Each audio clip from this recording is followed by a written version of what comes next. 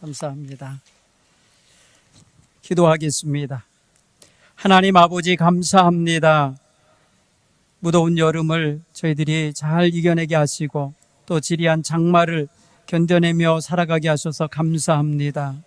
하나님, 많은 비 피해로 인해서 고생하는 지역이 생겼습니다. 그 지역에 있는 하나님 귀한 백성들을 어루만져 주시고 다시 복구할 수 있는 힘을 주시고 용기를 갖게 하여 주옵소서. 하나님, 이 땅에 또한 코로나 바이러스로 인해서 많은 사람들이 고생하고 있습니다. 아버지 하나님, 병들어 있는 이들도 고침받게 하시고 또 하나님 방역을 위해서 애쓰는 모든 이들 또한 하나님 힘을 잃지 않게 하여 주옵소서.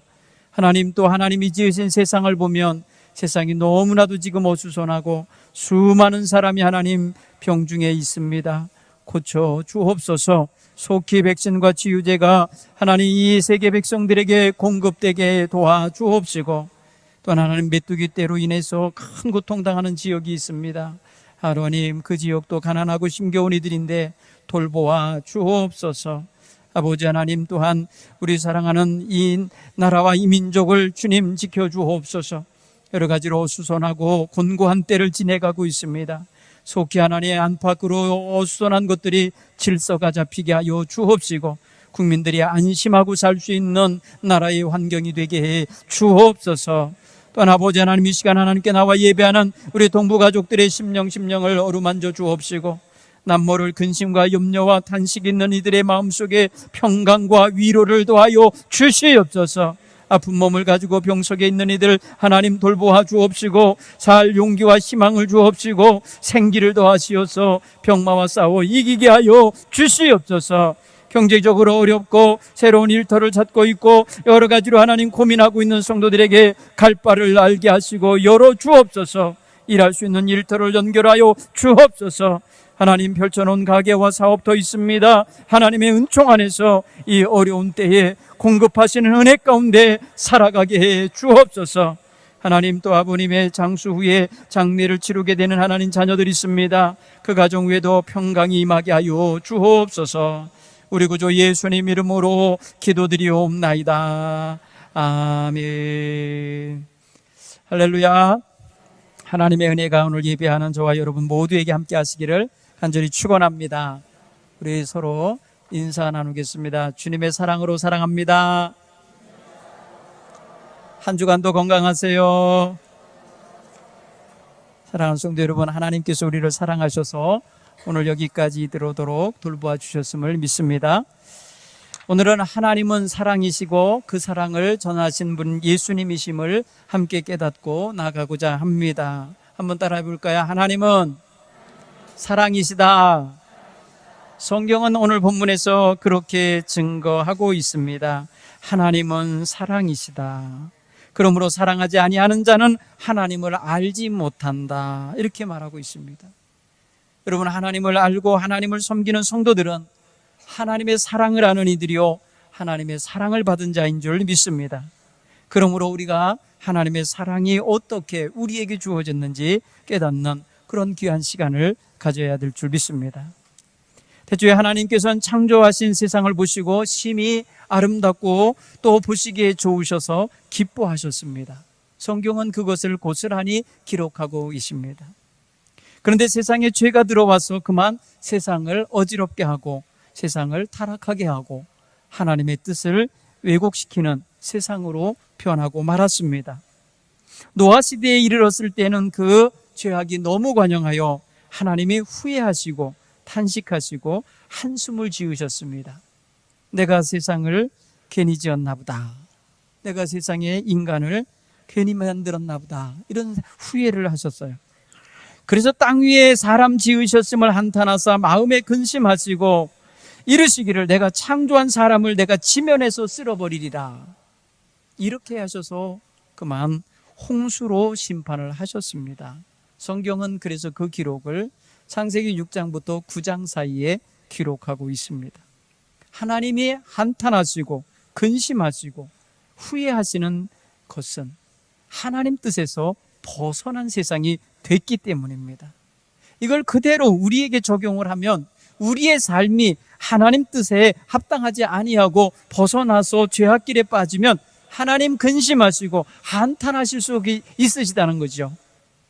여러분, 노아 시대만 그런 게 아닌 거예요. 오늘 우리가 살아가는 이 세상도 그런 면에서 하나님 앞에 행여라도 한탄하시게 하고 근심하게 하는 세상이 되고 있고, 거기에 내가 일조하고 있다면 우리는 하나님 앞에서 다시금 하나님의 뜻을 따라 살고자 원하는 마음으로 회개하며 바로 서야 될 줄 믿습니다. 성경은 그래서 이렇게 말합니다. 하나님 공의로우신 하나님이셔서 죄와 허물과 또 하나님을 향하여 대적하는 우상 숭배, 이런 모습으로 산 자들에게 심판을 하셨습니다. 엄청나게 강력한 심판을 하셨던 걸 알 수 있어요. 그래서 구약 성경을 잘못 읽으면 하나님은 너무 무서운 하나님이요, 무자비하신 하나님이요, 너무나도 날카로우신 하나님같이 보입니다. 그런데 하나님께서는 이스라엘 백성을 늘 사랑하셨습니다. 히브리어 헤세드라고 하는 말이 있는데 하나님의 사랑과 은총이 나타나는 자리에 기록되어 있습니다. 하나님께서 은총을 베푸시는 자리, 참으시고 품어주시는 자리, 그리고 인자와 인애하심을 베푸시는 자리에 기록되어 있어요. 이 성경에 이 단어가 헬라어 성경으로 번역될 때에 아가페라고 번역이 됩니다. 그게 뭐예요? 우리가 말하는 하나님의 무한하신 사랑을 나타내는 단어입니다. 하나님이 심판 가운데서도 사랑을 베푸셨다는 증거를 여러분 한번 확인해 보시겠어요? 창세기에 보면은 아담이 범죄하였을 때에 에덴에서 쫓겨나게 되고요, 사실은 하나님의 본래의 뜻은 죽음이었어요. 죽음. 이것을 먹으면 죽으리라. 그런데 하나님은 그들에게, 아담과 하와에게 어린 양을 잡아서 그 부끄러워하고 수치스러워하는 벌거벗은 몸에 옷을 해 입히셨습니다. 여러분, 죽게 할 자에게 뭐 옷을 해 입히겠어요? 네. 미운 자식에게 떡 하나 더 준다고 그거 부모 사랑 마음처럼 그렇게 하시고 있는 게 보여요. 그의 아들 카인이 둘째 아들인 아벨을 죽인 사건이 벌어져요. 살인 사건이. 하나님은 그 죄인인 카인에게 하나님께서 심판을 면하게 해주시는 표를 주십니다. 표를 주십니다. 죄인임에도 불구하고 단호하게 잘라 죽게 하시지 않고 있다는 걸 알 수 있어요. 여러분, 이 세상에 죄를 지으는 사람들이 그래도 살고 있는 건요, 하나님의 은총이에요. 그거 본인들이 아나 모르겠어요. 아유, 나 같으면은 벌써 죽었어야 돼요, 이렇게 말하는 사람 양심 있는 사람이에요. 네. 여러분, 이스라엘 백성이 그렇게 죄를 지었고 하나님 앞에 그렇게 섰던 모습들이 많이 있어요. 물론 이스라엘 백성이라고 형성되기 이전에 지금 이야기를 제가 하고 있습니다. 노아 때 이야기를 제가 좀 전에 했습니다. 노아 때도 모든 사람을 지으신 걸 한탄하시며 다 홍수로 쓸어내실 때에 노아의 가정을 살려내십니다. 노아의 가정을 구원해 주셔서 그 구원의 줄을 이어가고 계십니다. 이스라엘 백성이 애굽에서 탈출하여서 홍해에 왔을 때에 홍해의 모든 사람들이 정말 좌절하고 죽을 것만 같고 절망스러워서 하나님 다 원망했습니다. 그 밤에 하나님께서는 그들을 내리치신 것이 아니라 그들의 갈 길을 열어주셨습니다. 그래서 그들을 건너가게 하고 그들을 대적하여 그들을 다시 잡아다 노예를 삼으려 하는 애굽 군대를 그 홍해에 수장시키시고 그들을 구원하셨습니다. 목마른 광야를 지나갈 때에 때를 따라 돕는 은혜를 주시며 먹을 샘을 주시고 먹을 양식을 공급하셨습니다. 그들이 시내산에 도착하여서 황금 우상인 송아지를 만들어 놓고 하나님이라고 우상 숭배할 때에 하나님은 시내산 위에서 모세에게 말한, 내가 이 백성을 전부 다 진멸해 버리리라. 그리고 너로 하여금 다시 시작하겠다고 말씀하실 때에 모세가 간절히 기도했습니다. 하나님, 그리하지 마옵소서. 하나님이 인자하심이 한이 없다고 하시지 않았습니까?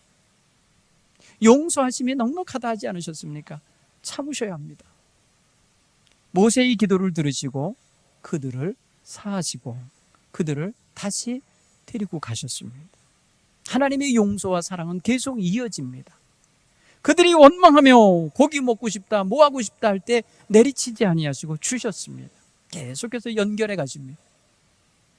그들이 가나안 땅을 정탐하고 왔을 때에 10명의 부정적인 정탐꾼들이 그 땅에 가면 죽게 된다. 우리는 그들의 칼과 그들의 활에 죽게 될 거다. 그들은 거인들이다. 우리는 우리 스스로 보기에 그들의 메뚜기만도 못하더라. 이렇게 말합니다. 그때 백성들이 다 통곡하며 하나님 원망하고 다시 애굽으로 돌아가자고 했습니다. 가나안 땅 문 앞에서 애굽으로 돌아가자 했습니다. 그때 하나님은 그들을 다 진멸하시지 않고 내가 40년을 너희들 광야를 방황하게 하겠다 하시면서 너희들이 염려하는 20살 이하의 어린아이들을 내가 살리겠다. 다 죽게 하시되 그들은 살리십니다. 보십시오. 하나님의 끈은 놓지 않으십니다.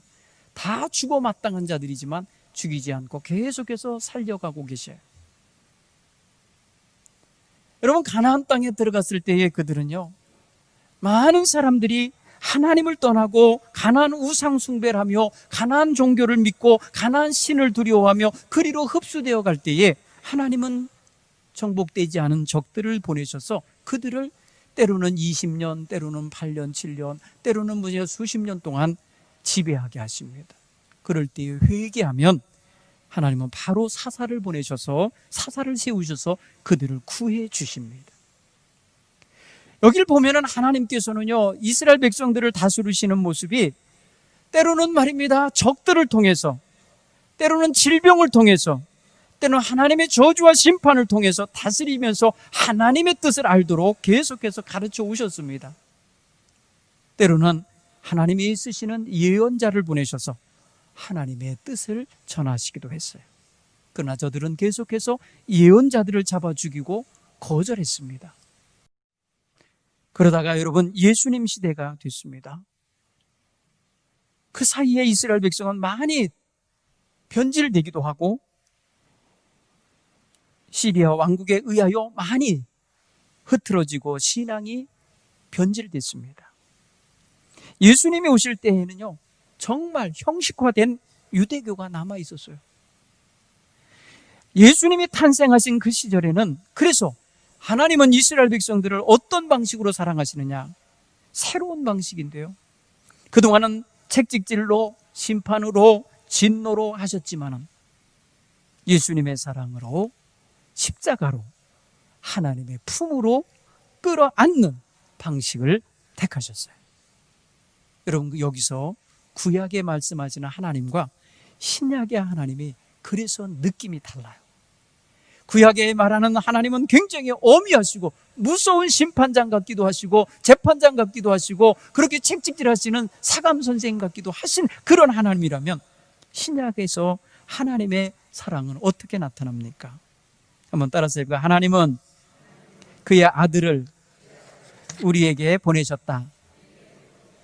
요한복음 3장 16절에 우리가 잘 알고 외우는 말씀이 있잖아요. 하나님이 세상을 이처럼 사랑하사 독생자를 주셨으니, 독생자를 주시는 모습으로 우리를 사랑하십니다. 하나님의 사랑의 방식이 바뀌었습니다. 타의에 의해 다른 사람들을 통하여서, 다른 인생들을 통하여서 사랑을 표현하시려고 애쓰시던 그 하나님이 이제 직접 자신의 아들을 보내셔서 내가 너희를 사랑하노라, 내가 너희를 이렇게까지 사랑한다 라고 하는 걸 보여주셨어요. 이 사랑은 아픈 사랑이에요. 상당히 아픈 사랑이에요. 이 사랑은 가슴앓이를 하신 하나님의 사랑이 가시덩어리 같고 문제덩어리 같고 돌덩어리 같은 그 죄 많은 인생들을 가슴에 품어 안으시는 사랑이에요. 내리치며 꾸짖는 사랑이 아니라 품어 안으면서 함께 우시는 사랑이에요. 하나님의 사랑이 이렇게 우리에게 왔다는 사실입니다. 여러분, 예수님이 세상에 오신 것은 바로 하나님의 사랑을 확증하시며 온전히 드러내시며 온전히 나타내 보이신 하나님의 사랑의 표라는 것을 사도 바울이 읽어냅니다. 사도 바울은 로마서 5장 8절에 우리가 죄인 되었을 때에 하나님께서 그의 외아들을 세상에 보내셔서 그로 하여금 세상에서 십자가에서 죽게 하심으로 자기의 우리를 향한 그의 사랑을 확증하셨느니라. 여러분, 하나님의 사랑이 우리에게 확증된 표로서 예수님의 십자가의 죽으심을 읽어내고 해석해내고 있다는 것입니다. 여러분, 당시 사회에서의 십자가형은요, 참으로 참혹한 사형이요, 또 그것은 아주 극악무도한 범죄자에게 내려지는 가장 고통스러운 사형입니다. 단번에 단두대에서 죽이는 게 아니고 십자가에 매달아서 아주 지리하게 죽여가는 게 십자가형이에요. 몸에 들어있는 피를 다 빠지게 만들면서 기운진하여서 고통 중에 이 몸이 찢어지고 매달리는 아픔 속에서 죽어가게 하는 게 이게 십자가형이에요. 당시에 그런 죽음을 당하신 예수님을 사도 바울이라고 하는 사람이 그 순간까지 몰랐어요. 예수님을 몰라요. 그는 한 번도 육신의 예수님을 따라다닌 적이 없어요. 예수님의 은혜로운 말씀을 듣고 배운 적도 없어요. 예수님을 흠모하여 슬며시 가서 만난 사람도 아니에요. 그는 핍박자들 편에 서 있던 자입니다. 바리새인 중에 바리새인이라 했습니다. 그는 유대의 관원이었습니다. 공회의원이었어요. 아주 높고 존귀한 신분을 가진 자요, 가말리엘의 문화생으로서 아주 똑똑하고 학식도 좋은 사람이에요. 외국 대생이라 외국어도 잘하는 사람이에요. 그러니까 여러분, 예루살렘에 와서 젊은 나이에 아주 말입니다, 승승장구하는 그런 사람이었어요. 그는 예수님을 죽이는 자들 표에서 한 표 한 사람이에요. 그는 예수님을 죽이는 일에 대해서 조금도 두려워하지 않았던 사람이에요. 그래서 예수님의 십자가의 죽으심은 당연지사로 여기던 그런 사람이에요. 그런데 그 위에 예수님을 믿는 사람들이 더 많아지는 거예요. 예수님이 부활하셨다는 소식을 증거하는 사람들이 온 예루살렘에 막 퍼져나가는 거예요. 그러자 바리새인 중에 바리새인이었던 이 사울이 예수님을 믿는 사람들을 핍박하는데 앞장선 거예요. 그는요, 예수님을 믿는 사람들을 잡아다가 감옥에도 가두고요, 채찍질도 하고요, 무한히 핍박을 해댔습니다. 그 사람이 나중에 그의 제자에게 말하기를, 디모데에게 이렇게 디모데전서 1장 13절에 고백합니다. 내가 전에는 비방자요, 박해자요, 폭행자였으나 도리어 긍휼을 입은 것은 내가 믿지 아니할 때에 알지 못하고 행하였음이라. 우리 주의 은혜가 그리스도 예수 안에 있는 믿음과 사랑과 함께 넘치고도 넘치고 풍성하다고 자기의 고백을 합니다. 내가 알지 못하고 그랬다는 거예요. 여러분, 사도 바울은 예수님을 알지 못했어요. 그래서 죽이는데 한 표 낸 거예요. 그리고 예수 믿는 사람을 죽이고 잡는데 앞장선 거예요. 그러던 그가 어떻게 이런 고백을 하겠습니까? 어떻게 십자가가 하나님의 사랑의 표라고 하는 걸 말하겠습니까? 그는요, 다메섹으로 가면서 그곳에 있는 그리스도인을 만나면 체포하여 예루살렘을 끌어오기 위한 체포영장을 대제사장으로부터 발부받아서 가고 있던 길이었습니다. 다메섹에 거의 다 이르렀을 즈음에 그의 눈에 강하고 강렬한 빛이 비쳤습니다. 그리고 그의 귀에 부활하신 예수님의 말씀이 들렸습니다. 사울아, 사울아, 네가 어찌하여 나를 핍박하느냐? 사울이 그때 말하죠. 주여 누구십니까? 라고 말할 때, 나는 네가 핍박하는 예수다. 여러분, 죽었던 예수가 자기에게 나타났다는 소리 뭐예요? 여러분, 예수님이 자기에게 나타났다는 수는 부활하심이 맞는 거예요. 자기의 심령 속에 그동안에 예수 믿는 사람들은 못된 사람들이고 이단자들이고 있어서는 안 될 자들이기 때문에 핍박하고 죽이는 일에 앞장섰던 그가 정작 예수님이 부활하신 걸 자기가 목격하고 만나게 됨으로 말미암아 그는 그동안에 가졌던 자기의 죄악된 태도를 다 벗어버리고 회개하며 하나님 앞에서 그리스도의 사람이 되는 것입니다. 여러분, 사도행전 9장에 기록되어 있는 이 사람의 변화의 모습을 보면은 성령께서 그의 마음속에 주님의 음성을 듣게 하시고 주님이 보내어 만나게 할 사람을 알게 하시고 주님이 그에게 분부하는 명령을 받게 하고 계신 걸 알 수 있습니다. 사랑하는 성도 여러분, 그래서 사도 바울은요, 그 이후로 그리스도를 증거하는 사람이 되는 것입니다. 그리스도를 증거하면서 나아갈 때에 그는 그리스도의 십자가의 사건을 말하지 않을 수가 없었던 겁니다. 그는 살아생전에 예수님을 따라다니면서 수많은 교훈을 받고 들었다면 그 말씀 중심으로 전했겠지만 예수님에게는 한마디도 자기가 배운 바가 없어요. 그런데 그가 주님의 부활하신 그 은총을 덧입는 그때에 주님께서 복음을 유대인들과 임금들과 이방인들에게 전하라는 사명을 주시는 것, 그 사명을 받는 것이 전부였어요. 그러니 그가 자신이 죽는 일에 한 표 던지고 자신이 예수 믿는 사람들을 잡는 데 앞장섰던 그 모든 과거의 경력이 지금 주님을 만난 다음엔 얼마나 그것이 커다란 죄고 얼마나 커다란 부끄러움인지를 깨닫게 되는 거예요. 그러면서 그는요, 아무 죄 없으신 예수님을 십자가에 못 박혀 죽게 만드는 일을 했다는 것을 깨닫습니다. 그래서 그는 예수님의 십자가의 죽으심이 결국은 나 같은 죄인이 죽어야 할 자리에 예수님이 죽으셨음을 깨닫고 예수님의 십자가의 죽으심과 자기가 죽어야 할 그 죽음을 연결하고 있습니다. 여러분, 여기서 그리스도를 만나는 거예요. 여러분, 우리가 예수 그리스도를 나의 구세주로 만나고 영접하는 것은요, 십자가 사건에서예요. 그의 가르치심과 그의 주옥 같은 설교 말씀도 귀하지만은 가장 중요한 것은 예수님의 십자가의 사건이 나를 위한 죽으심인 걸, 이것을 받아들이고 믿을 때에 참된 그리스도인이 될 줄로 믿습니다. 여러분, 이게 중요한 거예요. 사도 바울같이 그렇게 조금 전까지 예수를 핍박하고 예수를 믿는 사람들을 잡아 죽이는 일에 앞장선 사람이 예수님을 나의 구세주라고 고백하게 되는 것은요, 십자가밖에는 연결점이 없었던 거예요. 사랑하는 성도 여러분, 그는 훗날 갈라디아 교인들에게 편지하여서 이렇게 말합니다.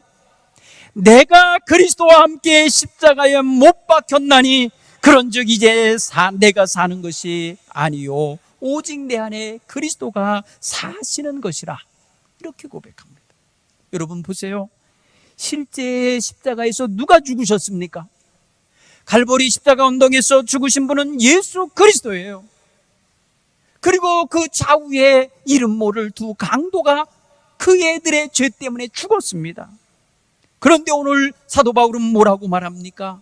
내가 그리스도와 함께 십자가에 못 박혔나니, 라네요. 그리스도와 함께 십자가에 못 박혔다. 여러분, 이것은 해석을 한 거예요. 십자가에서 예수님이 죽으실 때에 그건 나의 죄를 위하여 죽으셨기 때문에 내가 그리스도 죽으실 때 같이 죽은 거다라는 거예요. 여러분, 믿어지십니까? 여러분, 2000년 후가 돼 있는 우리들도 마찬가지입니다. 예수님이 십자가를 대할 때에 예수님의 십자가가 나의 십자가가 되어야 진정으로 예수님과 내가 온전히 하나 되어 있는 참된 관계를 갖게 된 걸 믿으시길 바랍니다. 이 사실을 발견해야 돼요. 두 번째, 그는 무엇을 발견하느냐면요, 내가 예수님의 십자가 안에서 내가 살았다는 거예요. 그래서 이제부터 사는 것은 내가 사는 게 아니라 나를 위하여 자기 생명 내어주신 예수 그리스도를 믿는 믿음 안에 사는 것이니라, 이렇게 말하는 거예요. 이제는 내가 사는 게 나를 위해 사는 삶이 아니라 나를 위해 죽으신 예수 그리스도를 믿는 믿음으로 사는 것이다. 예수 그리스도 안에 사는 새 사람이 된 것입니다. 사랑하는 성도 여러분, 오늘 우리는 이것이 바로 복음 중에 복음인 참으로 고귀한 내용인 것을 우리 가슴에 새길 수 있기를 간절히 축원합니다. 한번 따라서 해볼까요? 거기서 예수는 죽고 나는 살았다. 어디입니까? 거기가 바로 십자가입니다. 여러분, 이 십자가를 그래서 사도 바울은 그렇게 고백하는 거예요. 따라서 해보세요. 십자가는 하나님의 사랑이다. 결국은 하나님의 사랑의 은총 안에서 내가 살게 된 것입니다. 하나님이 그 사랑으로 말미암아 예수님을 보내셨고 예수님이 십자가에서 죽으심으로 말미암아 내가 살아남을 얻었다는 것입니다. 이것이 바로 오늘 우리가 고백해야 될 십자가에 대한 고백인 것입니다. 그래야 십자가를 목걸이를 하고 다니든지 귀걸이를 하고 다니든지 집에 붙여놓고 있든지 의미가 있는 거예요. 여러분, 십자가에 대한 바른 고백 없이 십자가를 가까이 하는 이유가 뭐가 있습니까? 십자가에 대한 이유도 없이 예수 안 믿는 사람들이 가끔 십자가 목걸이 하고 다니는 사람이 있어요. 그거 왜 하냐 그러면 예뻐서 했대. 예뻐. 여러분, 십자가가 정말 예쁘게 만들어서 예쁜 거지, 십자가는 가장 참혹한 사형틀이에요. 처참하게 사람이 신음하면서 죽어가는 사형틀이에요. 사람들은 보기만 해도요 싫어하는 거예요. 여러분, 기가 막히죠? 이게 여러분 역설 아닙니까? 가장 싫어해야 될 것을 가장 사랑하는 사람들이 되었다는 게 뭘 말하는 거예요? 거기에 의미가 부여됐기 때문이에요. 그 의미가 무엇입니까? 예수 그리스도, 그리고 하나님의 사랑, 그게 거기 들어있는 거예요. 여러분, 우리는 다 어머니 뱃속에서 태어났지만 영적으로는, 따라서 해보기, 십자가에서 태어났다. 여러분은, 우리는 십자가에서 거듭난 거예요. 십자가로 인하여 새로워지심을 믿으시길 간절히 축원합니다. 그러므로 이제는 십자가를 대할 때마다 하나님의 사랑이요 우리 주 예수 그리스도의 사랑의 터임을 확실하게 고백할 수 있기를 간절히 축원합니다. 이게 중요한 거예요. 이게 능력인 거예요. 여러분, 이런 믿음을 가지고 십자가를 대하여 십자가를 바라볼 때마다 온전한 신앙 고백을 할 수 있게 되는 것입니다. 오늘 우리 친구 목사님들 함께 이렇게 세미나가 있었어요. 그때에 선물을 주는데 두 가지 선물이 있었어요. 첫째는 하나님 말씀인 성경책이 있었어요. 그리고 또 한 사람 기대하고 나왔는데 십자가를 줬어요. 에이, 그러더라고요. 에이, 아니 매일 갖고 있는 거라는 거예요. 저는 그걸 못 받아가지고 조금 아쉬웠어요. 예쁜 십자가도 십자가지만 의미가 있는 거라. 그런데 그렇게 농담 삼아 얘기하더라고요. 야, 이게 바로 기독교인들이 많이 타성에 젖은 거구나. 하나님의 말씀을 선물 받아도 기쁘지 않고 십자가를 선물로 주어줘도 별로 기쁘지 않아. 참으로 이 안타까운 현실이 됐구나 라는 게 느껴져요. 여러분, 집에 많은 십자가가 있으시죠? 네. 그것을 내가 하나님 앞에서 내 죄를 하나하나 못 박는 심정으로 하나하나 마련한 것이면 굉장한 의미가 있을 것입니다. 하나님의 은총이 여러분의 삶 속에 늘 임하고 있음을 십자가를 보면서 깨닫기를 간절히 축원합니다. 세 번째로, 여러분, 우리는 한번 입술로 고백해야 될 게 있습니다. 따라서 해볼 거야. 사랑의 하나님은 우리에게 사랑의 사람이 되라 하신다. 이것입니다. 하나님은 사랑이시다. 예수님은 하나님의 사랑을 확증하신 분이시다. 우리는 하나님의 사랑을 받은 자다. 이렇게 귀한 은혜를 받은 너희는 가서 서로 사랑하라. 하나님은 사랑의 사람이 되기를 기대하고 있음을 믿으시기를 바랍니다. 여러분, 얼마만큼 진심 어린 사랑을 하며 살고 있나요? 저와 여러분의 사랑하는 방식을 한번 점검해 볼 필요가 있지 않겠어요? 가만히 사랑해, 누구를 사랑하나 한번 생각해 보세요. 내가 정말 죽어도 사랑하는 사람 있죠? 목숨을 걸고 사랑하는 사람이 있죠? 누구예요? 여러분 가족 아닙니까? 사랑하는 아내와 남편과 자식들, 부모님들 아니겠습니까? 형제는 아닌 것 같아. 형제는 거기서 조금 밀리는 것 같아. 순서상. 이상해요. 그죠? 이촌이라고 그런가 봐요. 이촌. 근데 어머니와 나 사이 일촌. 나와 내 자식 일촌. 그죠? 그렇죠. 근데 옆에 있는 사람, 사랑하는 아내나 남편은 무촌. 근데도 사랑해요. 여러분, 그런데 우리의 사랑의 한계가 조금씩 멀리 갈수록 낮아진다는 걸 알 수 있습니다. 나와 대등한 사랑을 주고받는 형제자매 친구들, 여러분은 웬만큼 사랑하실 거예요. 그치? 웬만큼이야. 그리고 나 서운하게 하면은 돌아도 안 봐. 의절해. 형제자매라도 의절해. 그거 보면 여러분 한계가 있죠. 그런가 하면은 여러분, 내가 일방적으로 사랑하는 짝사랑이 있을 수 있어요. 내가 누군가를 전도하려 하고 이웃이든지 친구든지 형제든지 사랑하며 그 영혼을 하나님께 구원하기 위하여 보내는 사랑의 메시지가 있죠. 자주 찾아보고 돌보는데 아무런 대답이 없어요. 대답 없는 사랑, 짝사랑 같은 사랑도 있어요. 그런가 하면 억지로 사랑하는 척하는 사랑도 있죠.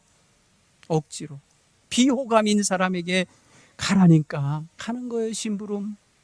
별로 사랑하지 않는 사람이 있어요. 거의 남이죠.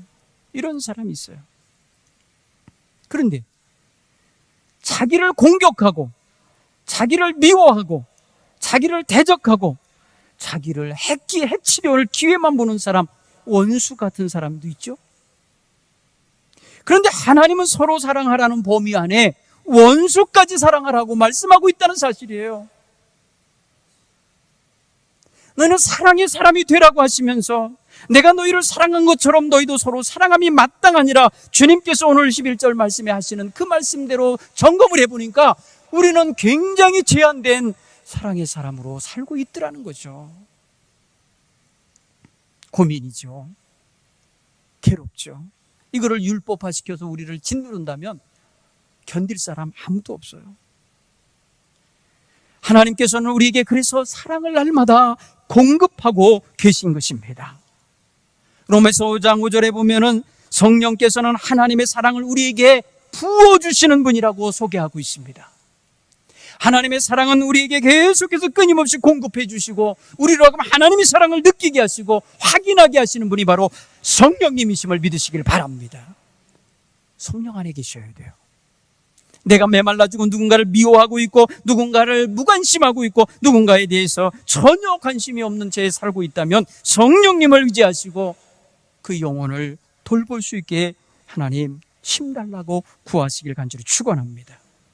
눈에 보이는 형제를 사랑하지 못하면서 보이지 않는 하나님을 사랑한다는 것은 거짓입니다. 있을 수 없는 거예요. 눈에 보이는 내 형제도 안 보고 내 친구도 안 돌아보고 내 이웃도 사랑하지 못하는 정도의 인생이 어떻게 보이지 않는 하나님을 믿느냐는 거고, 믿지 하나님을 사랑한다 할 수 있게. 여러분, 요한 사도는 아주 이거 분명하게 우리에게 확인시키고 있습니다. 요한일서 4장 19절로 21절에 보면 우리가 사랑하면 그가 먼저 우리를 사랑하셨습니다. 누구든지 하나님을 사랑하노라 하고 그 형제를 미워하면 이는 거짓말하는 자니 보는 바 그 형제를 사랑하지 않는 자는 보지 못하는 바 하나님을 사랑할 수 없느니라. 잘 알아야 돼요. 사랑하는 성도 여러분, 하나님은요 사랑이십니다. 믿습니까? 예수님은 하나님의 사랑을 확증시키러 오신 분이십니다. 믿습니까? 우리는 하나님의 그 사랑을 받는 사람들입니다. 믿습니까? 우리는 서로 사랑하라는 하나님이 주신 명령, 주님이 주신 명령을 받은 자입니다. 확신하십니까? 이제 우리는 사랑하며 살아야 될 그러한 과제가 있는 사람들이에요. 보이는 사람을 사랑하지 못하면서 어떻게 그 보이는 사람에게 가서 사랑의 하나님을 말할 수 있겠습니까? 하나님은 당신을 사랑합니다라는 걸 어떻게 증명하겠습니까? 내가 당신을 사랑할 수 없는 사람임에도 사랑하고 있는 이 모습을 보세요. 하나님이 나로 하여금 이 사랑을 주셨어요 라고 말해야 전하여지지 않겠습니까? 내가 누군가를 원수처럼 대하면 그 사람도 느껴서 압니다. 나를 원수 대하는구나, 원수처럼 대하는구나 압니다. 그런데 그 사람이 나를 사랑한다고 생각해 보세요. 이게 어쩐 일인가? 어떻게 나 같은 사람을 사랑하는가? 의문이 갖지 않겠습니까? 그럴 때 전도할 수 있는 거예요. 하나님이 나를 사랑하셔서 나 같은 사람도, 나 같은 죄인도 사랑하셨기에 이 하나님의 사랑을 당신이 알기 원합니다 하며 전하는 것입니다. 사랑하는 성도 여러분, 그래서 사도 바울은요 고린도 교인들에게 자기들의 은사와 능력을 자랑하는 그들에게 어떤 은사보다도 어떤 능력보다도 사랑이 우선된다는 걸 가르친 것입니다. 고린도전서 1장 13장 1절로 13절까지 기록되어 있는 내용을 보시면 내가 사람의 방언과 천사의 말을 할지라도 사랑이 없으면 소리나는 구리와 울리는 꽹과리가 되고, 내가 예언하는 능력이 있고, 내가 모든 비밀과 모든 지식을 알고, 내가 산을 옮길 만한 믿음을 가지고 있을지라도 사랑이 없으면 아무것도 아니다. 여러분, 무엇을 말해주는 거예요? 사랑이 있어야 된다는 거예요. 어떤 은사를 가졌든지 사랑의 그릇 속에 담겨 있어야 한다는 것입니다. 그런즉 믿음, 소망, 사랑, 이 세 가지는 항상 있을 것인데 그 중에 제일은 다 같이 사랑이라. 사랑입니다. 오늘 우리가 갖가지 기도를 하지요. 여러분, 그 기도 속에 하나님, 내가 모든 사람을 사랑할 수 있는 사랑의 마음을 주옵소서. 이 기도가 꼭 있기를 간절히 축원합니다. 말세 지말이 되면은 사람들이요, 자기가 원하는 것을 취하고 자기 귀에 좋은 말하는 사람을 따르고 허황된 욕망에 사로잡혀 산다고 그랬어요. 그때에 불법이 성행해지고 많은 사람이 사랑이 식어지리라, 이렇게 말합니다. 사랑이 식어지리라. 이 세대 여러분, 코로나 바이러스 19 때문에 여러분 사랑이 식어지지 않기를 간절히 축원합니다. 사도 바울은 그랬어요. 고린도 교인들에게 다 가르치면서 고린도전서 14장 1절에 무엇을 추구하라 그랬냐면 사랑을 추구하며 신령한 것들을 사모하라, 이렇게 말합니다. 멋지지 않습니까? 신령한 것들을, 사랑을 추구하는 마음속에 품고 살기를 원하는 것입니다. 신령한 은혜를 사모하며 모든 능력을 얻기 원하며 신비로운 체험을 하기 원하며 하나님의 계시의 은총을 받기 원하며 예언하기 원하는 사람들의 마음속에 사랑이 없는 사람이 너무 많아요. 너무나도 여러분 이기적이고, 너무나도 자기중심적이고, 너무나도 자기 편의대로 사는 사람이 너무 많아요. 이런 그리스도인은 주님을 욕먹이게 됩니다. 여러분, 이 시대에 정말 우리가 예수님이 누구신지 배워요. 여러분, 예수님은 하나님의 사랑의 증표다. 우리에게 사랑을 알게 해주러 오신 분이에요. 기도하겠습니다. 하나님 아버지, 고맙습니다. 하나님은 사랑이시요, 그 사랑의 하나님이 우리를 사랑하사 독생자를 주셨고, 그 하나님의 사랑하시는 독생자는 세상에 오시어서 우리를 사랑하여 그 생명을 아낌없이 내어주셔서 우리가 사랑의 은총을 받는 백성 된 줄 믿습니다. 사랑을 받은 자답게 내가 너희를 사랑한 것처럼 너희도 서로 사랑함이 마땅하다 하시며, 너희는 서로 사랑하라 하시며 새 계명을 주신 주님의 뜻을 오늘 우리가 다 깨달았사오니 하나님, 사랑의 사람이 되어 살아갈 수 있도록 힘과 능력을 주시옵소서. 예수님 이름으로 기도하옵나이다. 아멘.